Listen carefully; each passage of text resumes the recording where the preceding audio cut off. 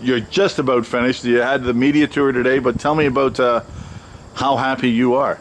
Well, I'm thrilled to be able to show people around Eds House, the Northumberland Hospice Care Centre. This has been a 4-year journey for myself and many others, and this month was the culmination of that tour. We are open, we have our occupancy, so we are open, but our official ribbon cutting is tomorrow, ribbon cutting for Eds House.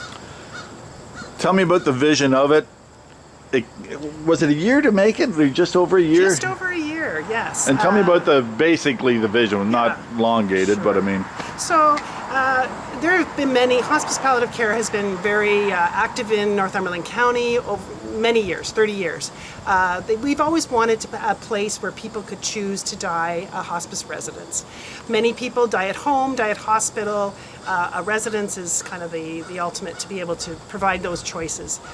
There's lots of volunteers that have wanted this to come. The provincial government did come around about 3 years ago, putting some more money into building, supporting residential hospices.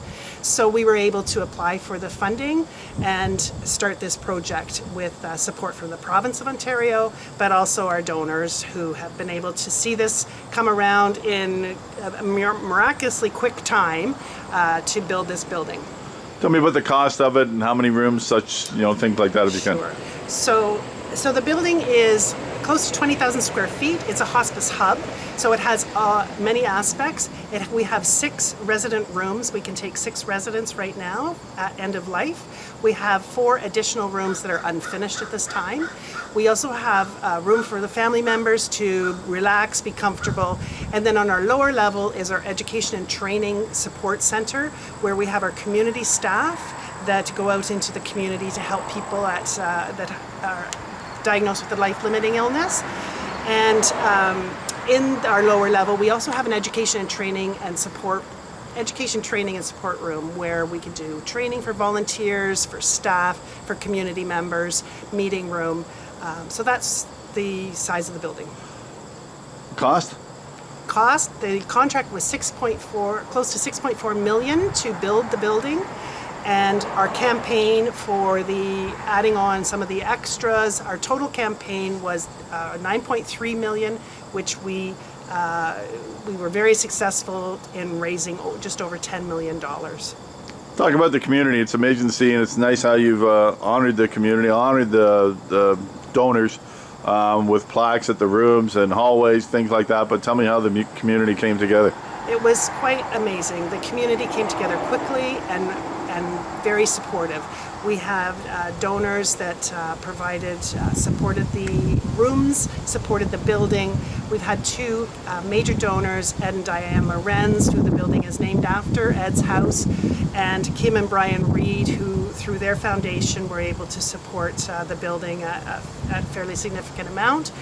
But the number of donors, we've been able to raise this money in a quick time, and the donors that have come through have just been thrilled at what the building, the warmth of the building, the brightness of the rooms, the really feel and the importance of family in this building. So it's really a toast to this community that we were able to build this. If you can talk about, going by memory, I guess, but talk about more or less any given room you've got. Tell me what you have there, because I noticed you had the couches come out, the beds, the chair, the fridge, the lift, if you can just sort of reiterate. Yeah, so we really tried to focus, our building committee visited over 20 hospices across the province to see what they really loved about their hospice. So we tried to take all of the good things of all of these hospices. Our rooms accommodate at least 3 people overnight, so we have couches and chairs that pull out flat so family members can stay over. All of the rooms have a lovely view out their windows. They all have fridges so you can keep your food within the room, some storage areas, and closing the door, having private time with your family members. You can also have, each room is climate controlled, so you can have it to whatever temperature you want. And the beds all have, every room has a lift that's built into the ceiling to be able to move our resident easily. There are chairs for the resident to be able to, if they can get into a chair, they can be wheeled out to an outdoor patio where they can visit and meet with other people too. Staff and volunteers, numbers? So we have, once we are fully open with staff, we will have, I would say 20 full-time staff, and that includes our staff that are currently in the building working in the community. We will be hiring, we have hired 12 support staff for this building. So those are new jobs for Northumberland County, which is wonderful. It's a mix of clinical staff and also support staff for environmental services, food services, administration, but registered nurses and registered practical nurses for our clinical staff. So, Busy. yes, the staff will be very busy.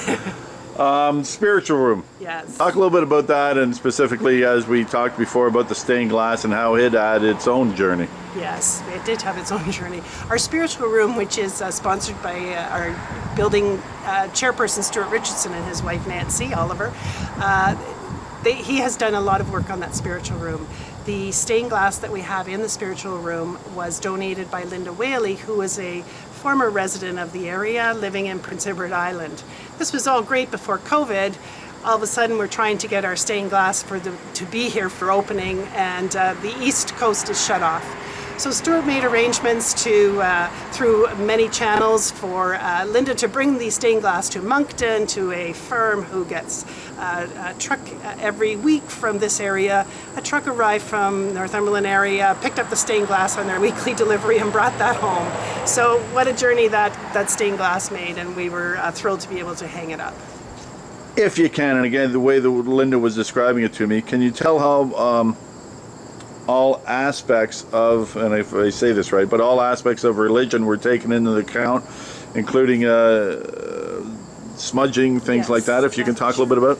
So in our spiritual room, we wanted to make sure that we were accommodating any type of religion. So we did make it non-denominational. So we will have things that can come out when people want to have a certain religion or service.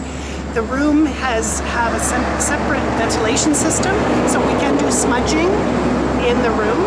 We have talked with our Indigenous neighbors at Alderville and also up in Nipissing around some of the traditions that they may like to see. One of those being that many people at the end of life like to leave through the west. So we have made sure the door that leaves the spiritual room goes to the west, so people can leave from that door if they like at their end of their life, if they don't want to use our front door. So the smudging can happen there, or traditional service for the family members.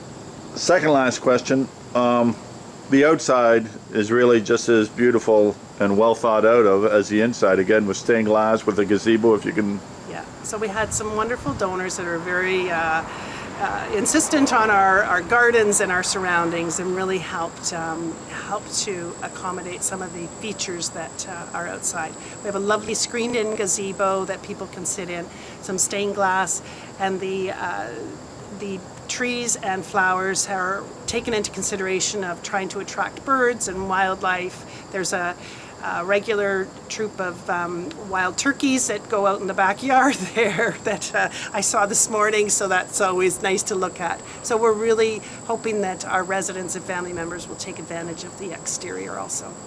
For people wanting to come here, how does it happen, and what's the process and cost, if any? So there is an admission criteria to come here, and we do hope that most of the people that come here we've already connected with in the community and had that conversation. Maybe they've had a chance to come and see the building before they actually come here.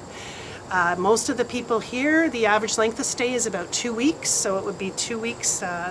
It would be typical that you would be at the end of your life, and it's also free of charge. There is no charge to come here. It's the generosity of not only the provincial government but our donors that we are able to offer this service in any hospice across the province. It's free of charge. Overall, you must be thrilled. Yes. It's been a long journey for myself and for many people that have been part of this, but this is thrilling. And what's so nice to hear are the comments from people that come to see it. They are so positive. The building has really, it's a beautiful spot. It's very welcoming, and I encourage anybody to come here to see it, to look at it. It's going to be, I've always described it as a jewel for our community, and I think it really, truly is.